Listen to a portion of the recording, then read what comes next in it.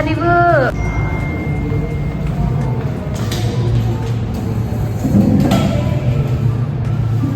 Baik, sebelum kita mulai pelajaran pada pagi hari ini, sebaiknya kita berdoa terlebih dahulu menurut kepercayaan masing-masing. Berdoa dimulai.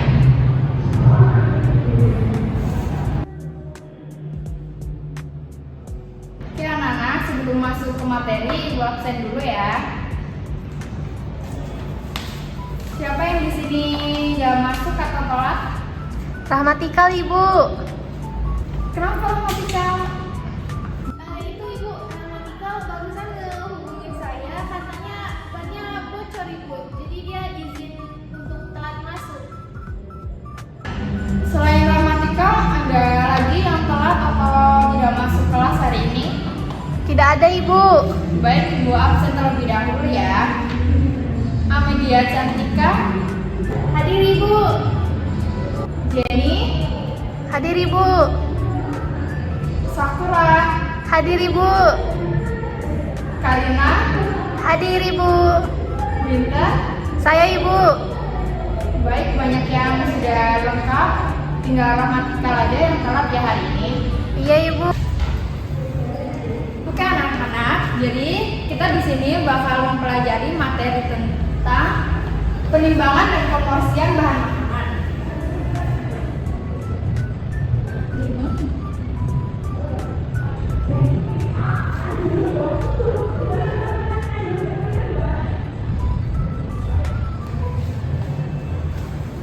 Jadi di sini kita bakal membahas penimbangan dan pemorsian bahan makanan. Nah, materi ini tuh sangat penting buat kalian di Boga dalam industri kuliner. Jadi kalian nanti tuh juga bakal magang di hotel maupun restoran. Jadi ini ya sangat penting untuk kalian pelajari. Nah, ini mau tanya nih, ada yang tahu nggak penimbangan dan pemorsian itu apa? Saya Ibu. Jadi penimbangan bahan makanan adalah proses pengukuran bahan yang akan digunakan untuk mengolah bahan makanan dengan alat ukur supaya hasilnya sesuai dengan standar dan resep. Nah, benar banget yang dikatakan oleh Amelia. Jadi penimbangan itu ibu tulis saja ya.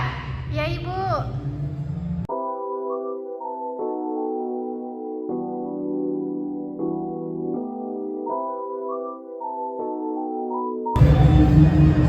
Nah, di sini ada penimbangan adalah proses ukur jumlah bahan yang akan digunakan dalam mengolah makanan dengan alat ukur supaya resep dan standar bisa sesuai.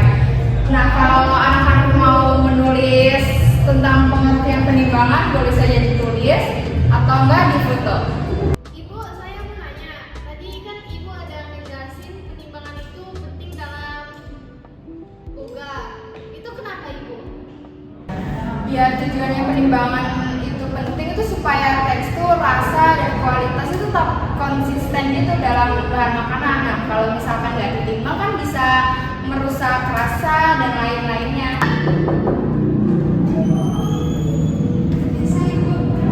Saya datang terlambat. Ini Rahmatikal yang tadi terlambat buat ban yang bocor tadi ya, yang bocor. Baik, silakan duduk Rahmatikal. Nah, jadi tadi Amelia sudah menjelaskan tentang apa itu penimbangan. Nah, di sini saya mau tanya ke Rahmatikal, jelaskan tentang apa itu pemorsian. Pemorsian adalah proses membagi makanan yang sudah jadi ke dalam jumlah yang sama dan penampilannya. Seluruh pelajaran hari ini telah selesai. Sampai jumpa besok pagi dengan semangat belajar baru. Baik anak-anak, bel udah berbunyi, jadi kita cukupkan materi kita pada hari ini. Sampai jumpa di minggu depan ya anak-anak. Dadah! Assalamualaikum semuanya. Selamat pagi. Waalaikumsalam. Pagi Ibu. Apa kabar kalian semua? Baik. Udah sarapan? Belum ada sarapan? Oke, sekarang kita belajar pelajaran apa? Langkah-langkah pemorsian dan penimbangan. Sebelum kita mulai materi pagi ini, kita baiknya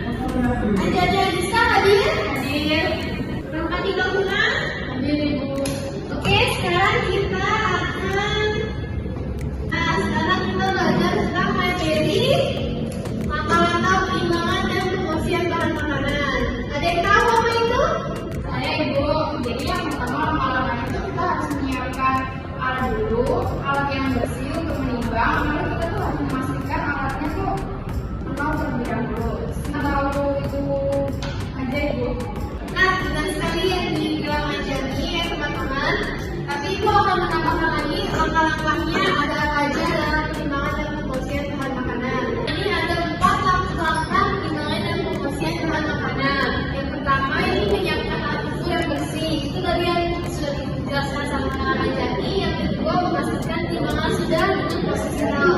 Itu juga sudah dijelaskan. Jadi, nah yang ketiga ini kita akan menambahkan bahan di atas alat ukur, lalu menimbang sesuai dengan resep yang kita inginkan. Yang keempat ini yang terakhir, mencatat hasil timbangannya. Jangan lupa dicatat agar mudah dikontrol, jadi tidak ada kesalahan. Nah, saya ingin bertanya ke Rasa Tiga, apa akibatnya kalau kita tidak menimbang bahan dengan benar? Akibatnya Bu, rasa dan tekstur makanan bisa berubah, bisa terlalu asin, terlalu hambar, dan tidak sesuai dengan yang diinginkan. Nah, betul sekali Rasa Tiga, untuk bisa menurunkan kualitas produknya. Nah, selanjutnya ini adalah langkah pemursian makanan. Yang pertama itu kita harus menentukan standar porsinya dalam gram atau miligram.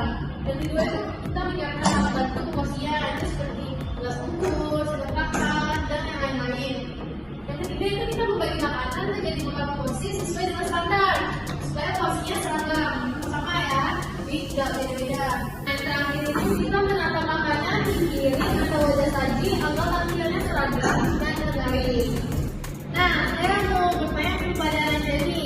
Kalau misalnya nih Anjani di rumah makan atau restoran, tapi porsinya nggak sama dengan yang punya teman kamu, apa yang akan kamu lakukan?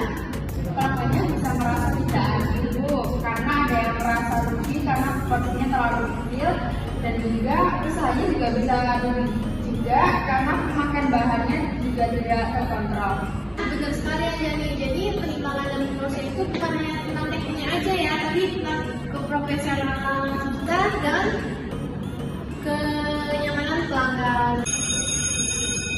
Nah, habis waktu untuk pelajaran kita di sini, Ibu tutup untuk pelajaran hari ini untuk materi langkah-langkah pembersihan dan penimbangan bahan makanan. Terima kasih semuanya. Sampai jumpa besok pagi. Assalamualaikum semuanya. Waalaikumsalam, Ibu. Selamat pagi. Pagi. Baik, di sini saya akan menjelaskan tentang kesalahan yang sering terjadi dalam penimbangan dan pemorsian bahan. Lalu saya akan memberikan penjelasan atau rangkuman singkat. Kesalahan dalam penimbangan dan pemorsian. Yang pertama dari kesalahan dalam penimbangan yaitu tidak melakukan timbangan sebelum dipakai, sehingga hasil timbangan tidak akurat. Terus yang kedua, menggunakan alat ukur yang kotor, basah, atau rusak. Terus yang ketiga, membaca angka timbangan dengan posisi mata yang tidak sejajar, sehingga angka tampak berbeda. Jadi ukurnya itu tidak boleh dari samping, dari belakang. Jadi kita itu harus timbangan dari posisi depannya. Jadi harus pasang, harus sejajar dengan mata kita. Terus yang kedua, selanjutnya ada kesalahan dalam pemorsian. Yang pertama ada membagi porsi tanpa standar dan jelas atau hanya kira-kira. Lalu yang kedua ada tidak menggunakan alat bantu pemorsian sehingga porsi awal besar, porsi belakang itu menjadi kecil. Terus yang ketiga, tidak memperhatikan keseragaman tampilan sehingga antar piring terlihat berbeda. Agista, menurut kamu kenapa kesalahan-kesalahan yang ada di depan ini harus dihindari? Karena bisa merusak kualitas makanan, merusak citra usaha, dan menyulitkan perhitungan biaya produksi, Bu.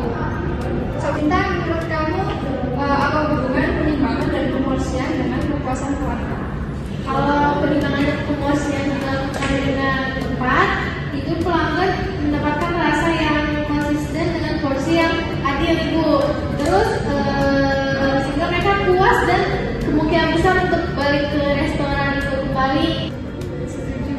Baik, saya akan merangkum materi hari ini ya. Jadi ada dua kesimpulan yang dapat dari materi hari ini. Yang pertama dari penimbangan bahan makanan yaitu mengukur jumlah bahan sebelum diolah untuk menjaga konsistensi rasa, kualitas, dan biaya produksi. Terus yang kedua ada pemorsian makanan, yaitu membagi makanan siap saji menggunakan menjadi porsi yang sama jumlah dan penampilan untuk menjaga keadilan dan kepuasan keluarga. Lalu, keduanya harus dilakukan dengan teliti dan disiplin dengan menggunakan alat yang tepat karena merupakan bagian dari standar kerja profesional di dunia tatap muka.